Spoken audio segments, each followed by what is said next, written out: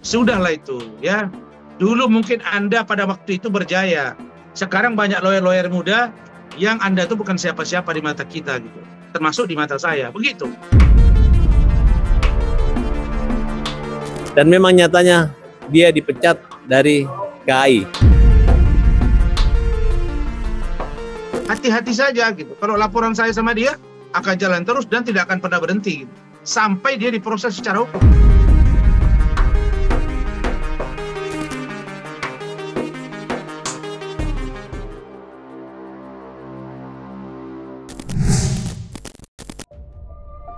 Dua pengacara yang saling berseberangan dalam kasus Vina Cirebon, Farhad Abbas dan Rasman Arif Nasution terlibat perseteruan panas.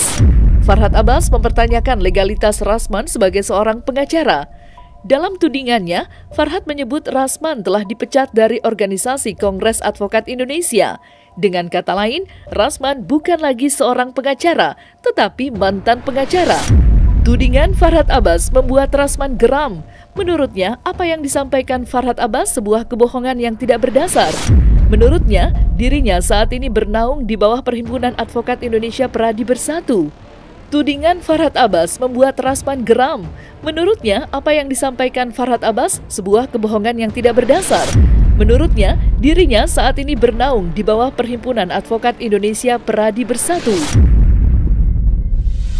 Dan memang nyatanya dia dipecat dari KAI. Ya, jadi saya berpikir sampai sekarang belum ada yang menganulir atau mengklarifikasi, baru pengakuan dia saja. Ya kalau memang dia masih pengacara ya alhamdulillah selamat kan.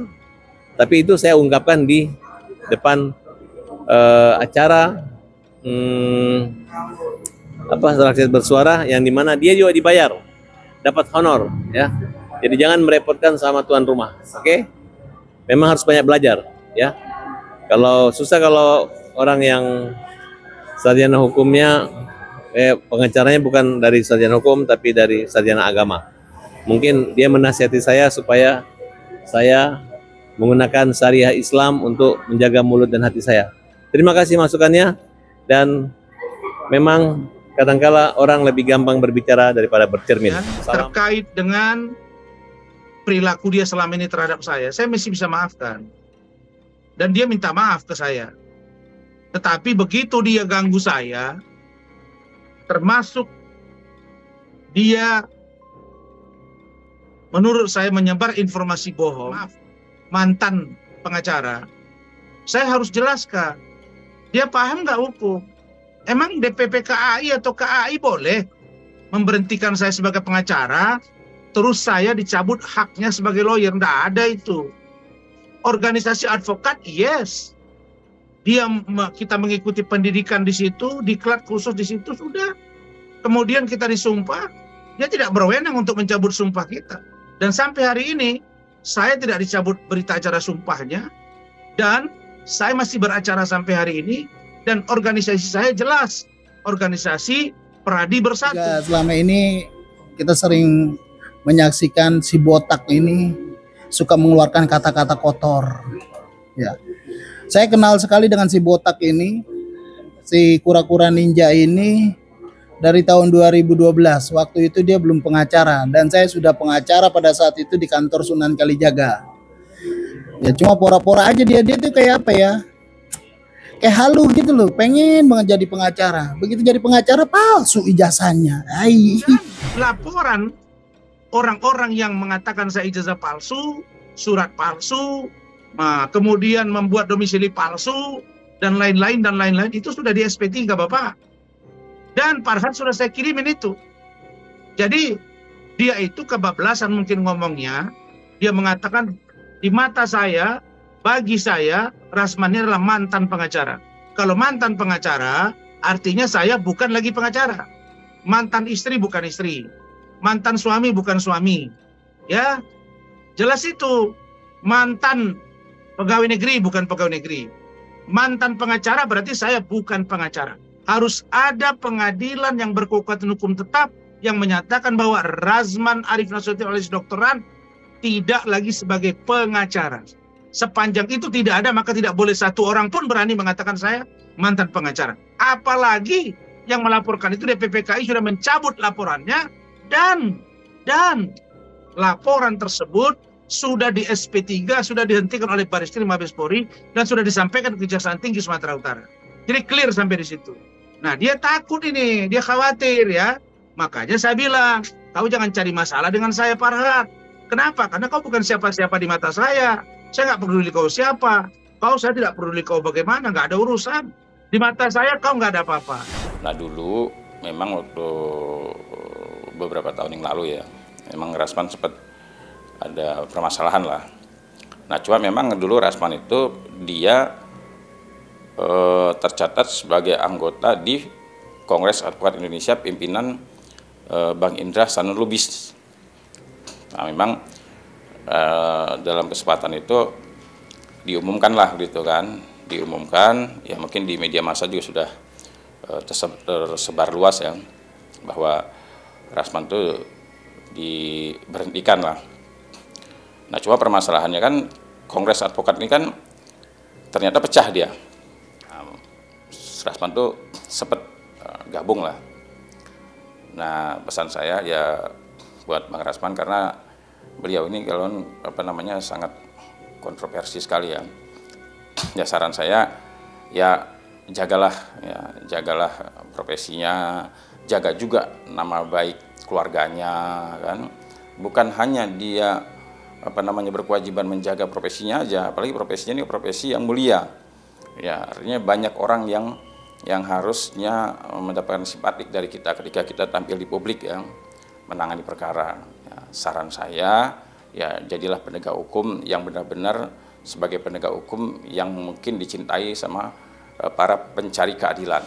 Bahwa Bang Rasman keberadaannya sekarang saat ini memang berada di organisasi advokat Pradi Bersatu di bawah naungan saya. Jadi memang Bang Rasman itu dulu sebelumnya waktu konflik di KAI, ya kan, berdasarkan keterangan Bang Rasman itu bahwa dia telah mengundurkan diri dari KAI, dan kemudian memang kalau sesuai undang-undang bahwa advokat itu harus berorganisasi.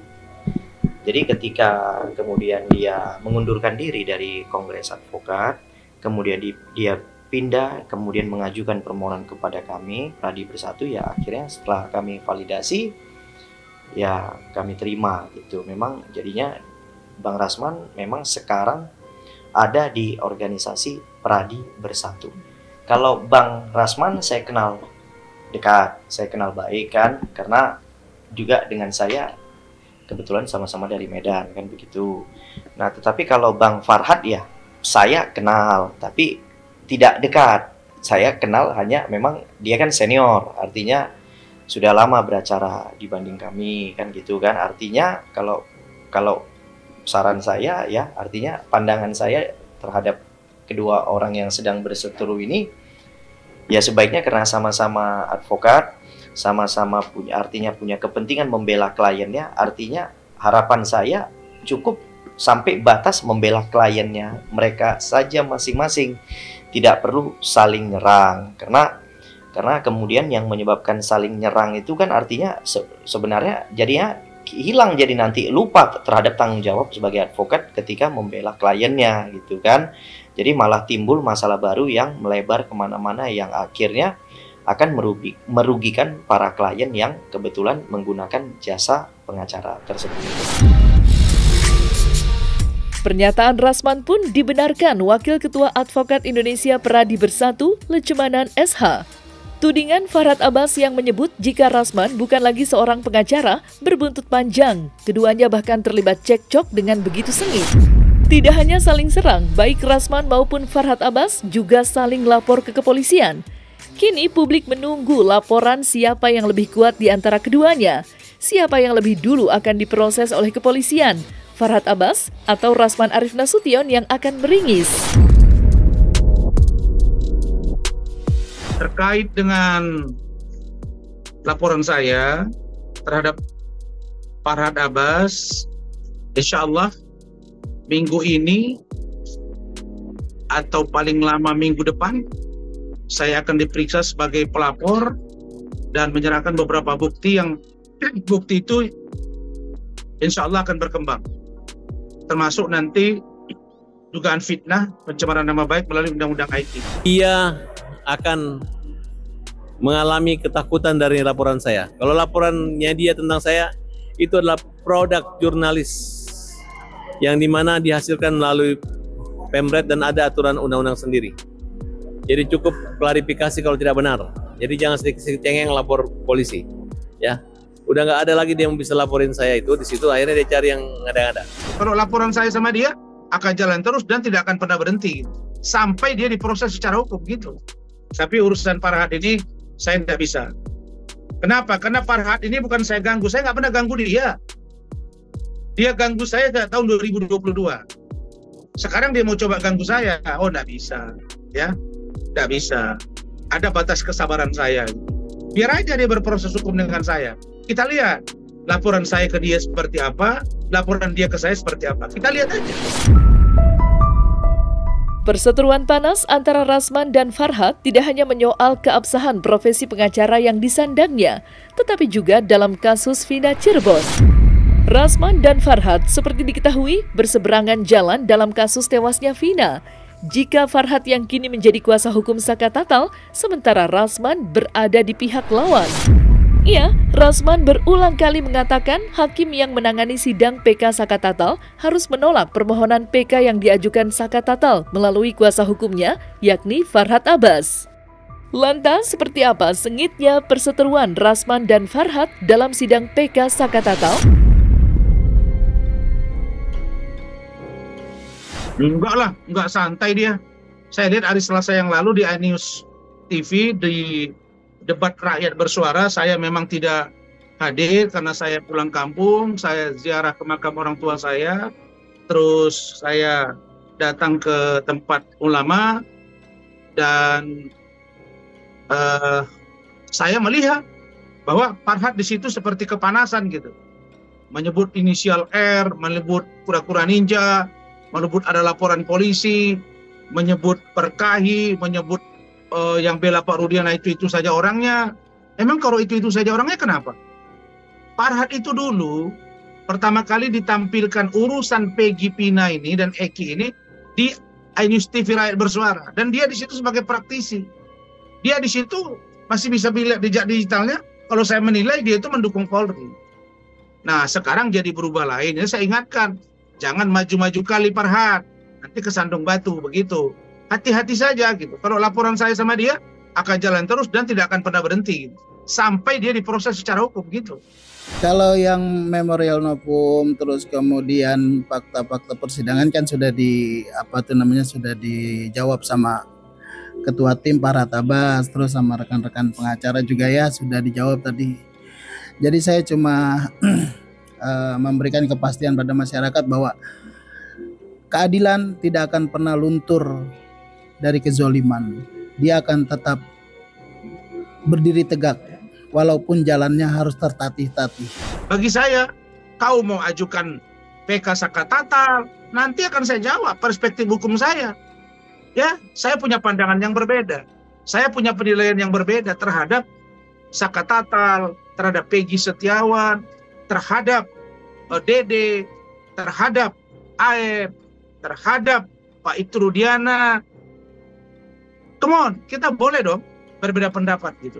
Karena intelektualitas kita itu diuji justru di situ gitu. Sebab sekuat apa kita membangun satu narasi pemikiran yang konstruktif, yang imajiner untuk kebaikan bangsa dan negara.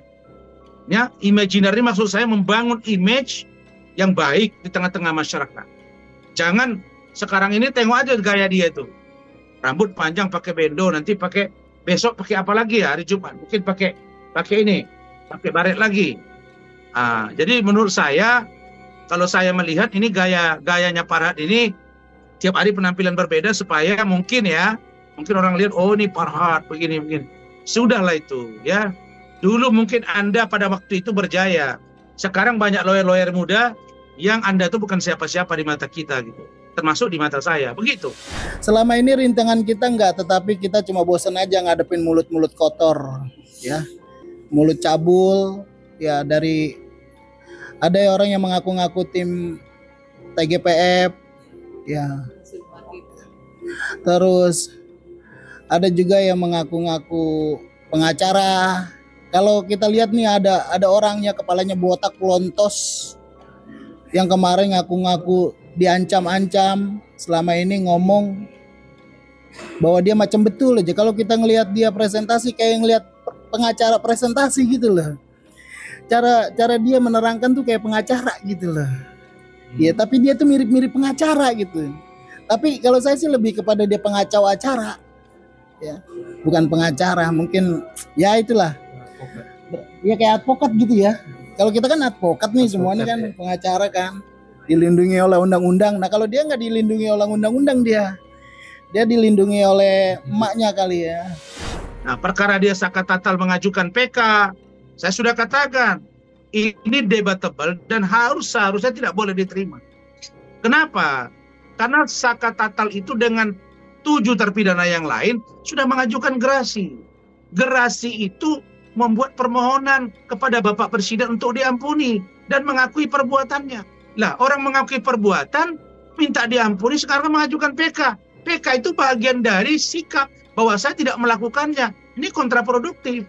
Jadi kalau ada hakim yang berbeda pendapat, ini yang harus ditabrak. Bayangin ya, saya harapkan yang mulia majelis hakim, jangan sampai putusan hakim yang mulia yang sudah memutus perkara di Pengadilan Negeri Cirebon menyatakan mereka bersalah, lalu kemudian diputus lagi oleh pengadilan dalam hal ini Pengadilan Negeri Cirebon yang akan diajukan nanti ke Mahkamah Agung untuk diputus oleh Mahkamah Agung sidang PK ini. Karena saya juga baru-baru ini ada mengajukan PK terhadap klien saya, itu harus benar-benar hati-hati. Kalau hakim salah mengambil putusan, saya khawatir penegakan hukum kita ke depan akan barbar. Saya percaya majelis hakim yang 3 orang yang memproses PK dari Saka Tatal ini akan sangat menjaga harkat martabat hakim, akan sangat hati-hati dan detail dalam memutus perkara ini dan mempertimbangkan aspek semuanya. Aspek sosiologis, aspek psikologis, aspek yuridis, dan bahkan aspek politis. Walaupun hakim tidak bisa mencampuri aspek politik, tapi saya khawatir bahwa kalau hal-hal seperti ini dibiarkan, saya khawatir besok penegakan hukum kita akan makin sengkarut. Sekarang saja sudah sengkarut ini. Saya yakin 3 majelis hakim ini akan memutus perkara yang terbaik untuk Indonesia. Beda dengan Eman Sulaiman yang saya nilai itu membuat putusan yang di luar kewenangannya, dan saya juga akan datang ke KAI, akan datang ke Badan Pengawas Mahkamah Agung untuk memastikan sejauh mana laporan kami. Nanti kita akan lihat perkembangannya.